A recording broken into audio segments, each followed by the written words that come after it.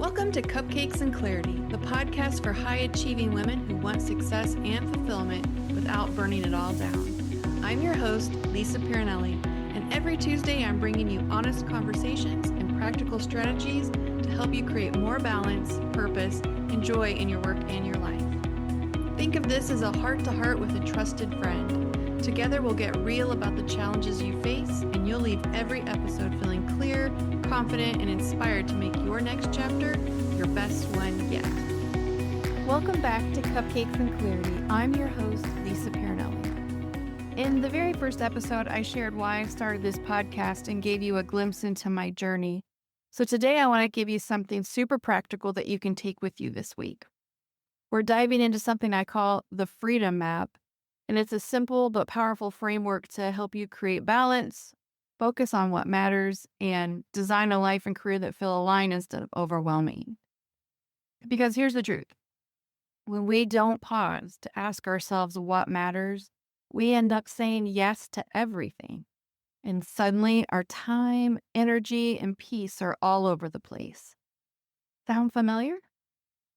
So think of the Freedom Map as a guide that helps you move from feeling stuck, busy, or scattered to living in a way that feels free, grounded, and most importantly, intentional.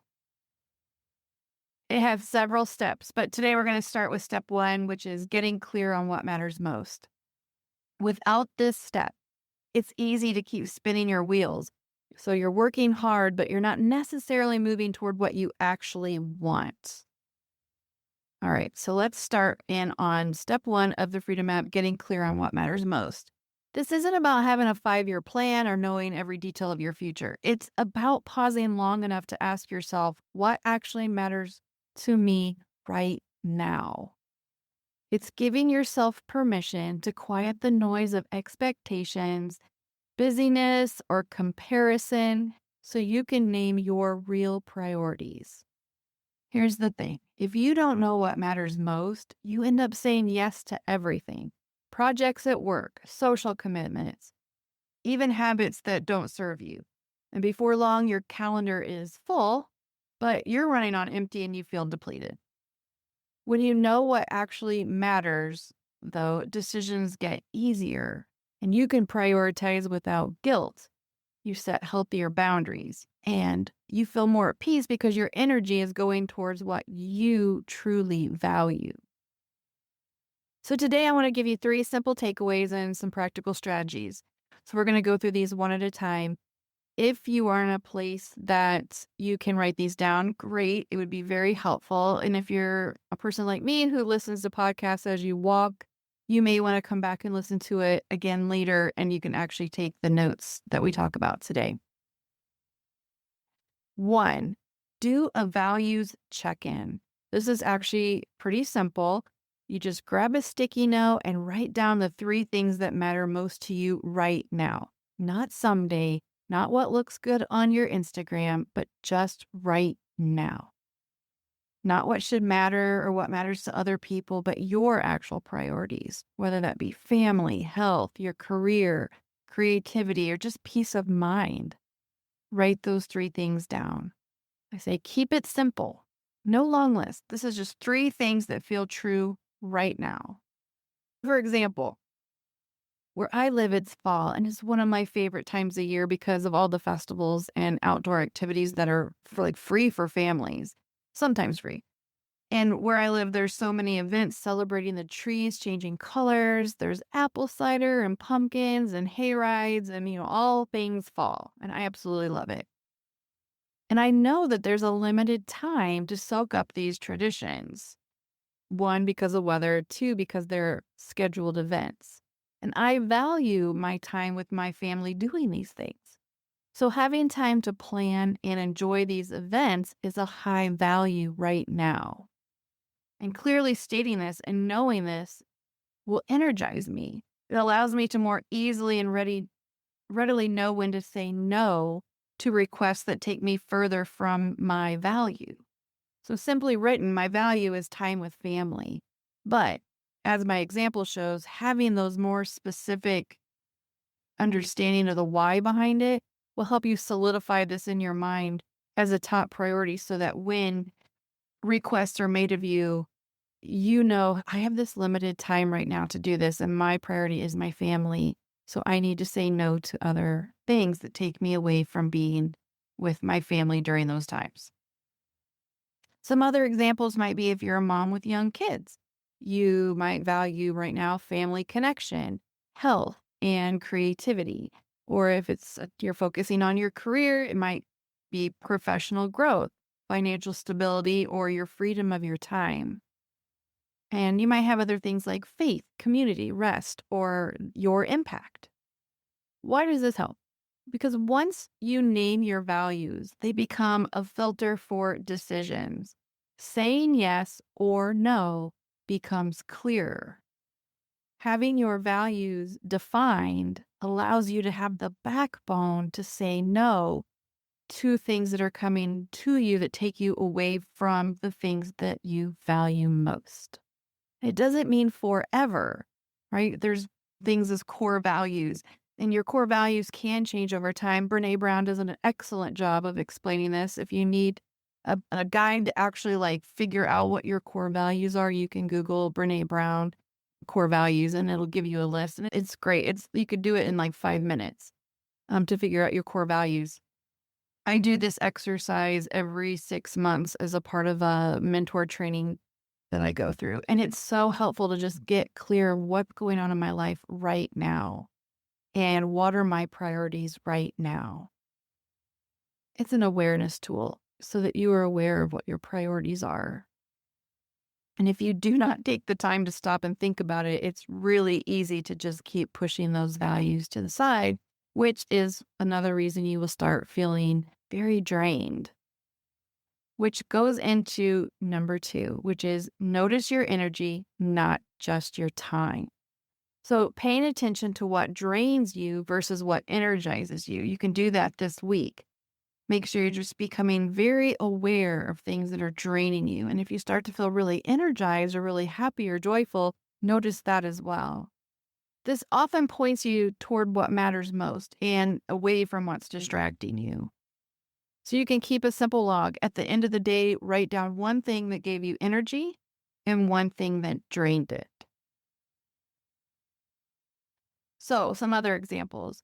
Maybe leading a team meeting excites you, but back-to-back emails leave you exhausted. Maybe coffee with a friend feels energizing, while scrolling social media late at night leaves you drained. That example is me in a nutshell. I absolutely love one-on-one time with friends, getting coffee or hanging out. Again, whatever's relaxing and allows us to just like be real and talk. And when social media is not my favorite thing, and it completely leaves me drained if I do it for too long. You go into all kinds of spins of one, it gives me more activities I might want to do when I'm already stretched thin on time. And seeing what other people are doing can lead you into comparison. And then you can feel drained from that. So many different things, right? And if you're very limited on time, just the actual quantity of time you're spending doing that versus things that actually fill your cup. So why does it help to look at notice the things that are energizing us and things that are taking us energy away? Because energy points to alignment. If something consistently drains you, it's usually not aligned with your top values, or it needs to be approached differently. There's going to be times that we're going to do things in our life that are required that we don't love, and they're going to drain you, like the example earlier of back-to-back emails. You have to do emails in your work, most likely. So it's doing them differently. Like maybe you set a block of time to do email and then you take a break and go do something different and you set another time to come back. Just because someone emailed you at that moment does not constitute that you need to get back to them immediately in most cases. Okay, next. Ask the future you question. So imagine yourself 1 year from now looking back. What would you be proud that you focused on? Not too far in advance. This is just about 1 year out, looking back at your 2025, how you ended 2025. This helps you cut through the noise of what feels urgent, but isn't truly important.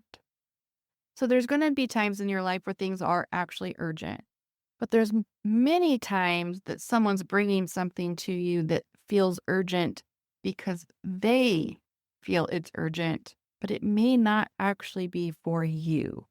It's important to remember to step back and think about it from protecting your boundaries and being assertive and an owner of your own time and values.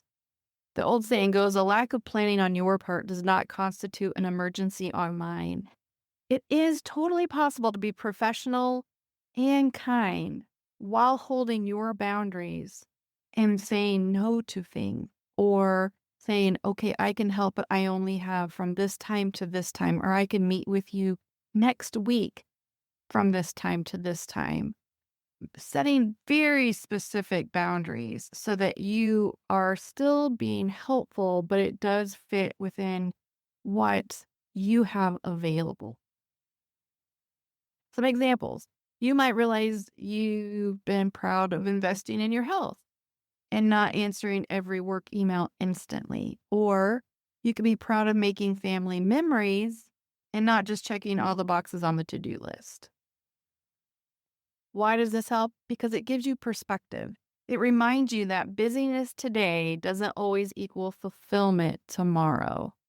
It's very easy for us to get caught up in the feeling of being busy. The B word, busy. We use it a lot. And it's our responsibility to make sure that we own our time and we protect our time so that we aren't just busy doing all the things that really aren't bringing value into our lives and into our day. So it's important to just keep that perspective and figure out what it is that you want to look back on and remember that you focused on and you held true to your values. So let's pause for a second. If what we're talking about today feels close to home and you're still not sure how to make it all work, you're not alone. This is exactly the work I do with my one-on-one clients. I help women navigate the challenges holding them back so they can feel more in control, more confident, and truly lead their own lives. If that sounds like what you need, go to lisapiranelli.com to book your free consultation. I'd love to meet you and hear where you're feeling stuck so that we can map out your next steps together. So back to our freedom map, step 1, getting clear on what matters most. You're going to start with your 3 values, notice your energy, and ask future you what she'd be proud of. Clarity is your compass. It points you in the right direction so the next steps don't feel overwhelming. In our next episode, we'll move to step 2 of the freedom map, how to align your daily choices and your rhythms with these values so that you're not just writing them down, you're actually going to start living them out. It's easier said than done sometimes. So we're going to take it step by step so that it feels very, very doable. So until then, keep your 3 priorities visible this week and remind yourself, this is what matters most to me right now. I'll see you in episode 3 where we take the next step on the freedom map together. See you next time. Thanks so much for listening to this episode of Cupcakes and Clarity. If today's conversation inspired you and you'd like even more tips and strategies tailored to your life, go to lisapiranelli.com/resources for more self-guided tools. And if you're ready for personal support to help you navigate what's holding you back, I'd love to meet you. Head over to lisapiranelli.com to schedule your free consultation call. New episodes drop every Tuesday, so be sure to follow or subscribe wherever you listen to podcasts. And if you enjoyed today's episode, it would mean so much if you shared it with a friend or leave a quick review. Until next time, here's to creating more clarity, confidence, and joy in your life, one cupcake at a time.